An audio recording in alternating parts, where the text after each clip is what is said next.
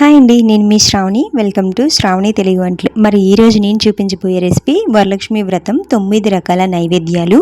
ఎలాంటి హడావిడి లేకుండా అరగంటలోనే 9 రకాల నైవేద్యాలు అనేది ఎలా చేయాలో చూపించబోతున్నాను. మన ఇంట్లో పండుగ అంటే పూజతో పాటు అమ్మవారికి మన చేతులతో ప్రేమగా తయారు చేసి సమర్పించే నైవేద్యాలకి కూడా చాలా ప్రత్యేకమైన స్థానం అనేది ఉంటుంది. మన ఇంట్లో నేను అమ్మవారికి సమర్పించడానికి 9 రకాలు నైవేద్యాలు ఎలా తయారు చేశానో చూపిస్తాను. మన ఇంట్లో ఉన్న పదార్థాలతోనే ఎక్కువ హడావిడి లేకుండా శుభ్రంగా మరియు భక్తి శ్రద్ధలతో ఈ నైవేద్యాలను ఎలా తయారు చేయాలో చూపించబోతున్నాను. ముందుగా అయితే 2 గ్లాసులు రైస్ అయితే తీసుకోండి. అంటే అర కేజీ రైస్ అయితే తీసుకొని ఇదే రైస్ తోటే మనం పులిహోర, దద్దోజనం, అలాగే పరవన్నం ఇలాంటివనేది ఈ రైస్తోనే చేసేవచ్చు. పూజల టైంలో, వ్రతాల టైంలో ఎక్కువగా వండేస్తే అసలు తినబుద్ధి కాదు. వ్రతాల టైంలోని ఎక్కువగా వండేస్తే వంపేయవలసి వస్తుంది. ఎంత వీలైనంత వరకు తక్కువగా వండుకోవడానికే చూడండి. 2 గ్లాసుల రైస్ అయితే తీసుకున్నాం కదా, శుభ్రంగా కడిగి ఉడకడానికి సరిపడా నీళ్ళు అయితే వేసుకొని స్టవ్ మీద అయితే పెట్టేసుకున్నాం. ఇంకో వైపు అయితే కుక్కర్లోని పులిహోరకి కాంబినేషన్ పొటాటో కర్రీ అయితే కంపల్సరీ ఉండాలి. అందుకే ఎలాగా ఉడికిస్తున్నాం కాబట్టి కుక్కర్లో శుభ్రంగా కడిగి వేసుకొని, అలాగే ఈ కొమ్ము శనగలు కూడా నైటే నానబెట్టుకొని శుభ్రం చేసుకొని ఒక గిన్నెలో వేసుకొని సాల్ట్ కూడా వేసుకొని 2 ఒకేసారి ఇలా అయితే పెట్టుకొని ఉడికించుకోండి. పెద్ద కుక్కర్ అయితే ఈ రెండిట్లతో పాటు పచ్చెనగపప్పు కూడా బూరెలకు సరిపడే ఒకసారి ఉడికించేసుకోవచ్చు. ఇదైతే స్టవ్ మీద పెట్టుకొని సిమ్లో పెట్టుకొని ఒక విజిల్ వచ్చేంత వరకు ఉడికించుకోండి. ఈలోపు ఆల్మోస్ట్ అన్ని నైవేద్యాల్లో బెల్లం అనేది ఉంటుంది కాబట్టి ఒక అర కేజీ బెల్లం అయితే సరిపోతుంది. షుగర్ కూడా కొంచెం అయితే వేసుకోవచ్చు. బెల్లం రెండింటిని కూడా బాగా అయితే తురుముకొని పక్కనైతే పెట్టుకోవాలి. బెల్లం తరిగేలోపే అన్నం అనేది ఉడికిపోతుంది. పులిహోరకి కొంచెం గట్టిగా ఉండాలి. అలాగే దద్దోజనానికి అలాగే పరవన్నానికి కూడా కొంచెం మెత్తగా ఉండాలి కాబట్టి వేరే బౌల్లోకి రైస్ అనేది తీసేసుకుందాం. దద్దోజనానికి పరవన్నానికి ఎంత క్వాంటిటీలో రైస్ అయితే మనకి పడుతుందో అంత క్వాంటిటీ రైస్ అనేది పక్కన పెట్టుకొని మిగిలిన పులిహోరకి రైస్ అయితే వార్చుకోవాలి కదా.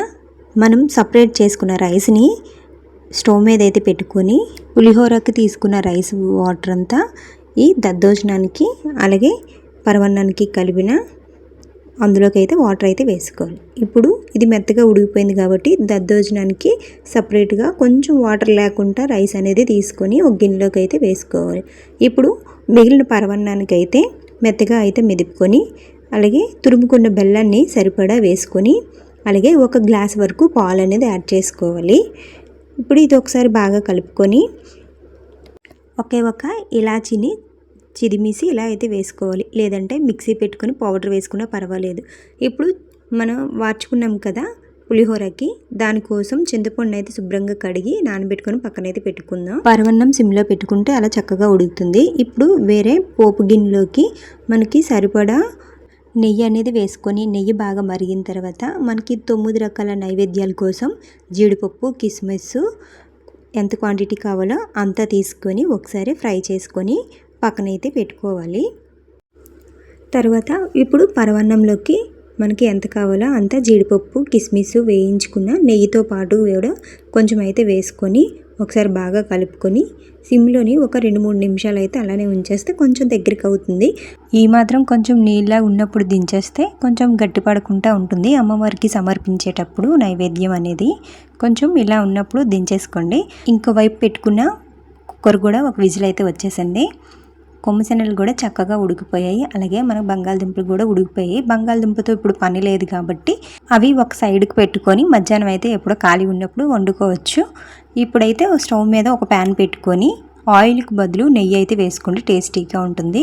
నెయ్యి వేసుకొని పోపు దినుసులు అలాగే ఎండుమిర్చి, కరివేపాకు వేసుకొని బాగా ఫ్రై అయిన తర్వాత మనం ఉడికించిన కొమ్ముశనగలు అనేది వేసుకొని ఫ్రై చేసుకోవాలి. అలాగే ఇందులో ఎండు కొబ్బరి అనేది వేసుకుంటే టేస్ట్ ఇంకా మరింత పెరుగుతుంది. ఎండు కొబ్బరి కూడా వేసాక ఒక 2 మినిట్స్ అనేది ఫ్రై చేసుకుంటే సరిపోతుంది. ఇలా ఫ్రై అయిన తర్వాత వేరే బౌల్లోకి అయితే పోపు పెట్టిన ఈ కొమ్ము శనగలన్నీ ఈ బౌల్లోకి అయితే తీసేసుకోవాలి. ఇలా మొత్తం అన్నీ తీసేసుకొని అవి పక్కనైతే పెట్టేసుకుందాం. ఇప్పుడు అదే ప్యాన్లో మనం పులిహోరకి పోపు అయితే పెట్టేసుకుందాం. సరిపడా ఆయిల్ అయితే వేసుకొని అలాగే ఒక 4 స్పూన్ల వరకు పలుకులు, 2 స్పూన్ల వరకు పోపు దినుసులు, జీలకర్ర లేకుండా ఆవాలు, పచ్చెనపప్పు, మినప్పప్పు వేసుకొని 2 వరకు పచ్చిమిర్చి, కొద్దిగా అల్లం తరుగు, అలాగే టెంపుల్ స్టైల్ రావాలి అంటే మెంతులు, మిరియాల పొడి తప్పనిసరి, అలాగే సరిపడా పసుపు వేసుకొని ఒకసారి బాగా కలుపుకొని ఇందులో ఒక 5-6 వరకు ఎండుమిర్చి, అలాగే కరివేపాకు, నెక్స్ట్ ఇంగువ కూడా ఉంటే టెంపుల్ స్టైల్ కంపల్సరీ. ఇంగువ కూడా వేసేసిన తర్వాత ముందుగానే మనం నానబెట్టుకున్న చింతపండు పులుపు అనేది పిట్టుకు తీసేసి గుజ్జు మాత్రం వేసుకోవాలి.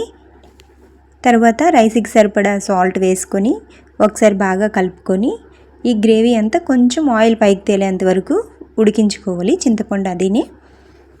ఈ చింతపండు అంతా మరిగేలోపు మనం కుక్కర్లోకి బూరెల కోసం కొద్దిగా పచ్చెనపప్పు అనేది వేసుకుందాం. పచ్చెనపప్పు శుభ్రంగా కడిగి ఉడకడానికి సరిపడా నీళ్ళైతే వేసుకొని సిమ్లో పెట్టుకుని 2 విజిల్స్ వస్తే చాలు. అదైతే మరో సైడ్ అయితే పెట్టేసుకుందాం. ఈలోపు చింతపండు కూడా ఉడికిపోయింది కాబట్టి మనం సపరేట్ చేసుకున్న పులిహోర రైస్లోకి అయితే ఈ గ్రేవీ అంతా వేసేసుకొని మొత్తం రైస్కి బాగా పట్టేలాగా కలుపుకోవాలి.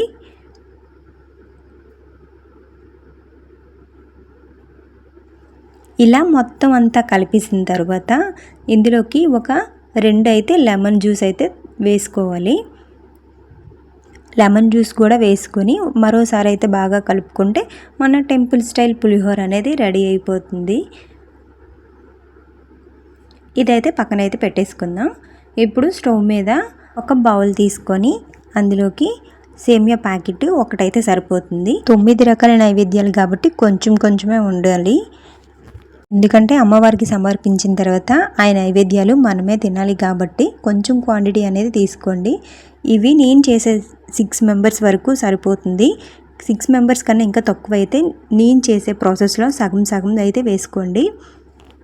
సేమియా వేసాక నెయ్యి వేసుకొని కొద్దిగా ఫ్రై అయిన తర్వాత కొంచెం నీళ్ళు అనేది వేసుకోవాలి ఉడకడానికి. కొంచెం మరిగిన తర్వాత కొంచెం యాలకులు, అలాగే పాలు, తగినంత బెల్లం, మీరు షుగర్ యాడ్ చేసుకున్నా పర్వాలేదు, బెల్లం అయితే బాగుంటుంది.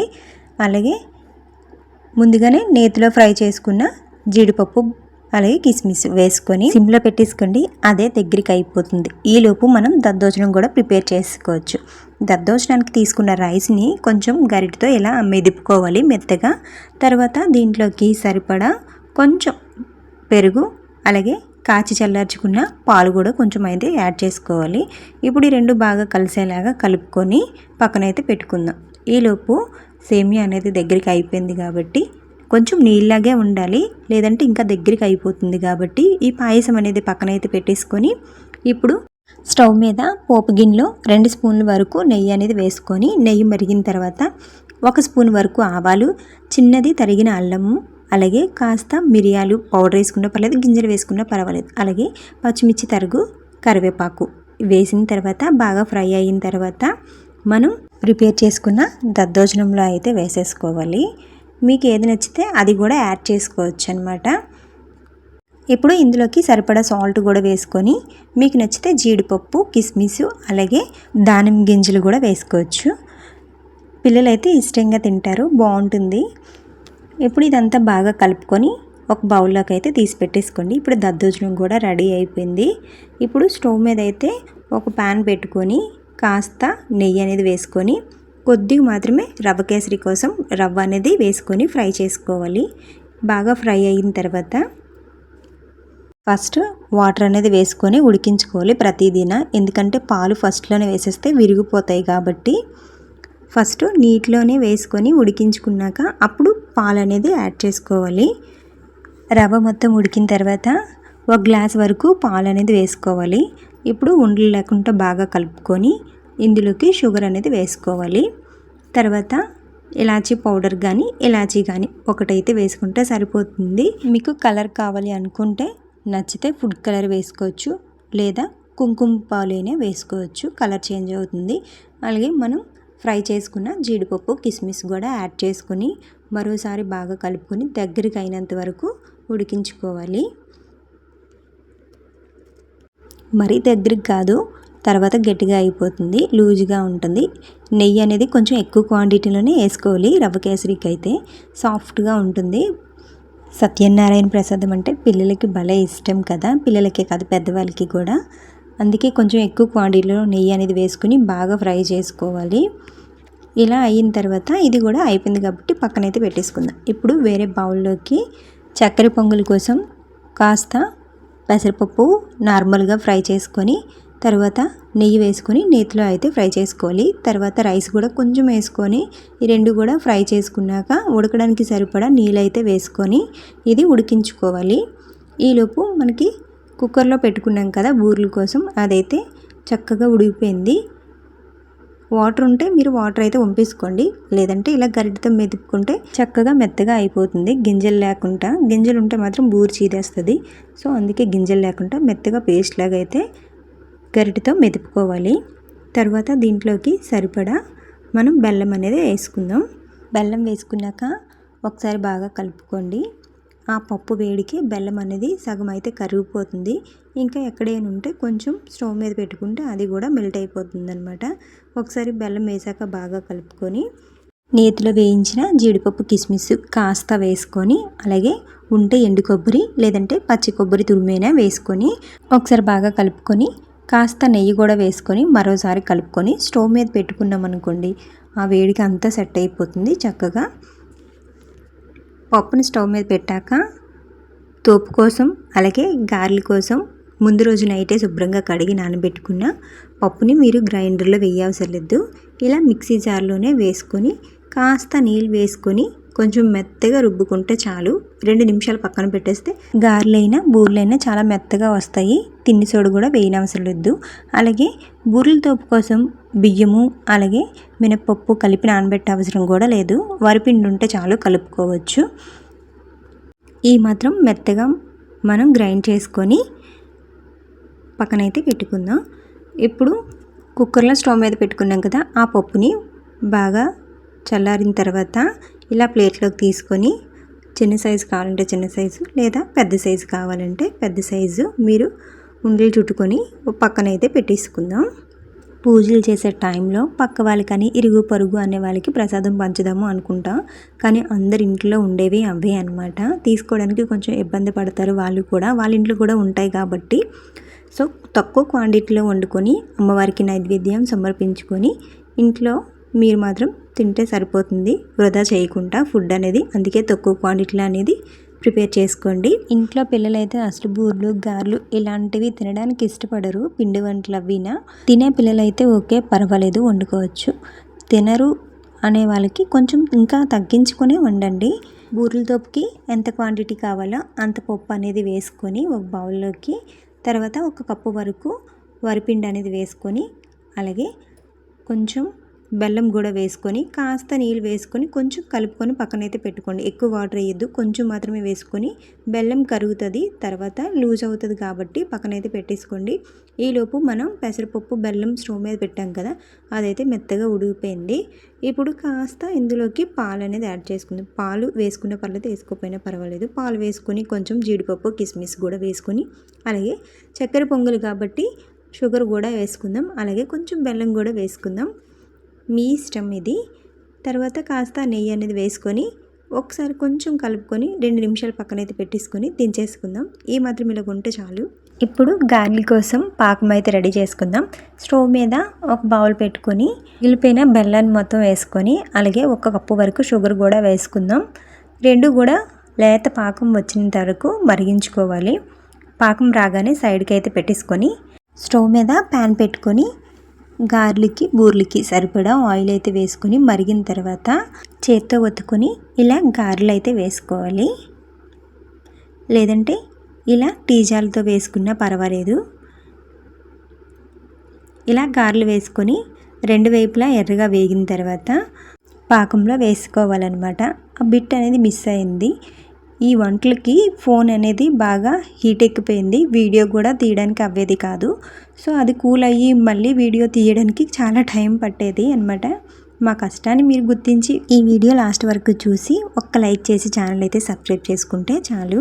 గారెలు బాగా వేగిన తర్వాత పాకంలో పెట్టేసుకుంటే సరిపోతుంది.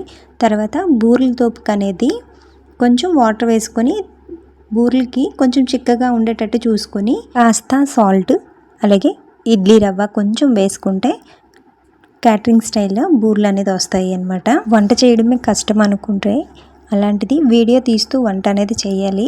ఫోన్ స్టోరేజ్ వల్ల ఒక్కోసారి వీడియో అనేది ఎక్కడ ఆగిపోతుందో తెలీదు. మనం చెక్ చేసుకుంటూ ఉండాలి. అలాగే మనం వంటలు చేస్తున్న ఆవిరికి ఫోన్ వీటెక్కిపోతూ ఉంటుంది. అప్పుడు కూడా ఆగిపోతూ ఉంటుంది. మళ్ళీ ఫోన్ కూల్ చేసుకొని అప్పుడు వీడియో తీయవలసి వస్తుంది. మధ్యలో అయితే స్టవ్ అయితే ఆఫ్ చేసి ఇవ్వాల్సి వస్తుంది. సో చాలా ఉంటాయి ఈ వీడియో వెనకాతలైతే. 1 గంటలో చేయవలసిన ఫుడ్ ఏదైనా మాకు వీడియో తీయడం వల్ల 2-3 గంటలు ఎక్స్ట్రా అయితే అవుతుంది.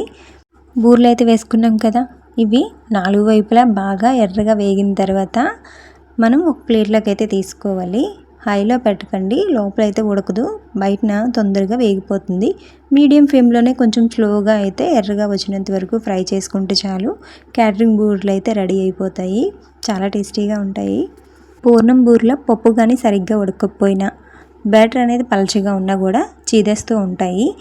సో నేను చేసే ప్రాసెస్లో కానీ మీరు ట్రై చేస్తే చక్కగా బూరెలు చేదుకుంటా వస్తాయన్నమాట. 9 రకాల నైవేద్యాలు అయిపోయిన తర్వాత అన్నిటిలోని పచ్చకర్పూరం అనేది వేసి ఒకసారి కలిపేసుకుంటే చాలు. టెంపుల్ స్టైల్ ప్రసాదాలు రెడీ అయిపోతాయి. సో అమ్మవారికి ఎంతో ఇష్టమైన అరగంటలో 9 రకాల నైవేద్యాలు అనేది మనం ప్రిపేర్ చేయడం జరిగింది. సో మీరు చూసి వెళ్ళిపోకుండా లాస్ట్ వరకు చూసి ఈ వీడియోకి ఒక చిన్న లైక్ చేసి మన ఛానల్ అయితే సబ్స్క్రైబ్ చేసుకొని సపోర్ట్ చేయండి please. Thank you for watching. మళ్ళీ నెక్స్ట్ వీడియోలో కలుద్దాం. అంతవరకు టాటా బాయ్ బాయ్.